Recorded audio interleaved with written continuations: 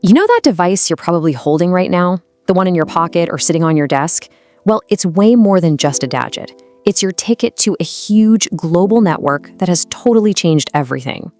Today, we're going to break down what information and communication technology, or ICT, really is, all the way from the tiny chips inside your phone to its massive impact on the entire planet. All right, so here's the game plan. First, we'll look at the digital DNA of our tech. Then we'll see how it all connects to weave the World Wide Web. After that, we'll get into the good and the bad, the double-edged sword of it all.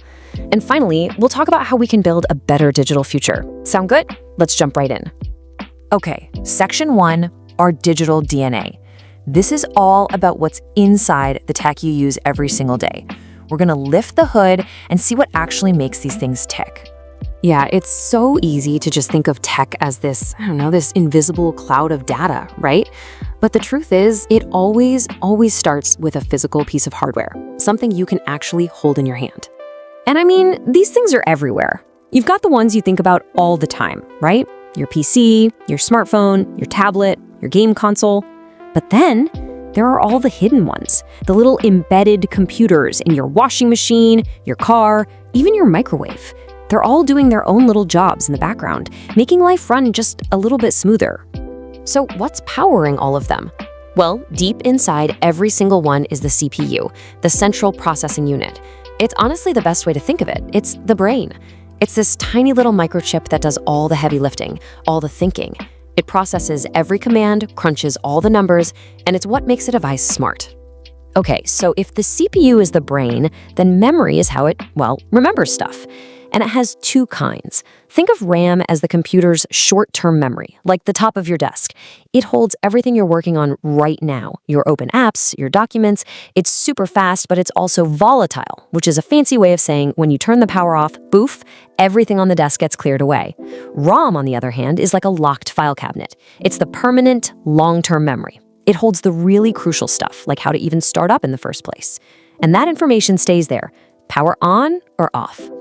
So if all that hardware is the body, then the software is the mind and personality. And it really comes in two main flavors. First, you have the system software. That's the foundation. Think of your operating system, like Windows or iOS. It's the boss that manages all the hardware. And then on top of that, you have the application software. These are the tools we actually use every day. Your web browser, your word processor, your favorite game, all those apps. All right, so we've got these incredible, powerful devices. But let's be real. Their true power, the magic, it doesn't happen until they start talking to each other. And that brings us to our next section, weaving the World Wide Web. So we've got all these amazing gadgets, but how in the world do they actually talk to each other? I mean, having a powerful computer is one thing, but having one that can connect with billions of others, well, that changes literally everything. The short answer is networks. And they basically come in two sizes. You have a LAN, a local area network. That's small scale. Think about your Wi-Fi at home. It connects your laptop, your phone, maybe a printer, all in one little area. Then you have the WAN, the wide area network. This is the big stuff, connecting devices across cities, countries, or even the entire globe. And you guessed it, the internet is the biggest WAN of them all. But of course, the minute you connect to the outside world, you open the door to some risks. It's just the reality of it. You've got threats like hacking, viruses, phishing scams trying to trick you. It's a lot. And that's why we have this whole toolkit of digital security measures. Things like firewalls acting as a security guard, antivirus software hunting down bad code, and even just simple user education to spot things like phishing. Okay, let's zoom out a bit.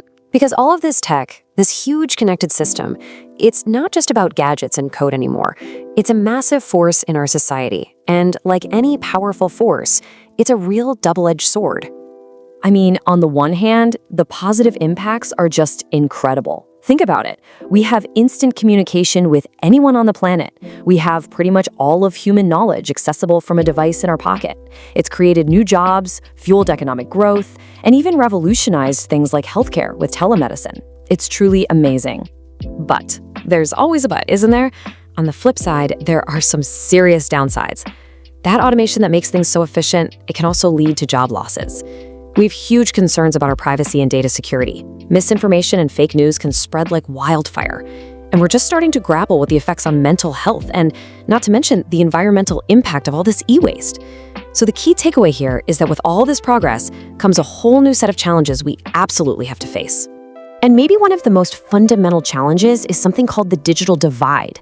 It's this massive gap between people who have access to all this amazing technology and those who are completely left out. It's pretty staggering when you think about it. Even today, a huge chunk of the world's population has never even been online. So what's causing this gap? Well, it boils down to a few key things. First, there are economic barriers. Devices and internet plans can be really expensive. Then you have geographical issues, where people in rural areas just don't have the physical infrastructure for a good connection. And finally, there's digital literacy.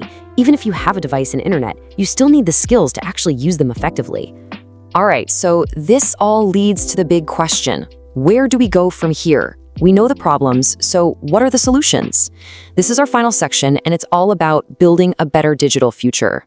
It's not just about making more tech. It's about making it smarter, more ethical, and for everyone. So how do we start to bridge that digital divide? Well, it's a multi-step process. We have to push for more affordable internet access for everyone. We need to provide training programs so people can build their digital skills. We absolutely have to invest in the physical infrastructure to get everyone connected. And we've got to find ways to get low-cost devices into the hands of the communities that need them most. But it's not just about access for people. It's also about sustainability for the planet. Remember how we said it all starts with hardware? Well, that hardware has a huge environmental footprint. Being responsible means thinking about the entire life cycle of a device, from how it's made to what happens to it when we're done with it. And look, there are real, tangible solutions. We have a massive e-waste problem, all our old, discarded gadgets. We need better recycling systems to handle that. Just to give you an idea, the world creates over 50 million tons of e-waste every year. That's insane. Then you have the data centers that power the internet. They use a shocking amount of energy. The fix? Using more energy-efficient hardware and switching to renewable power. And finally, we as consumers can change our mindset.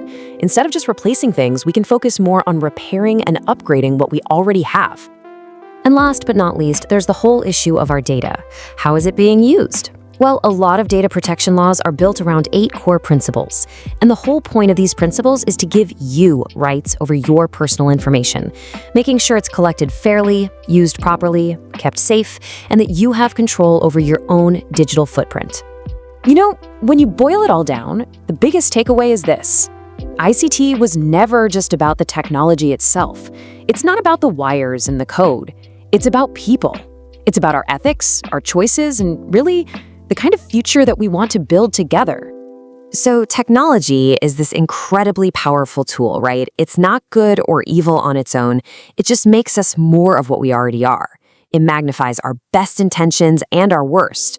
So the real question, the one that we all need to think about is, how are we going to choose to use it?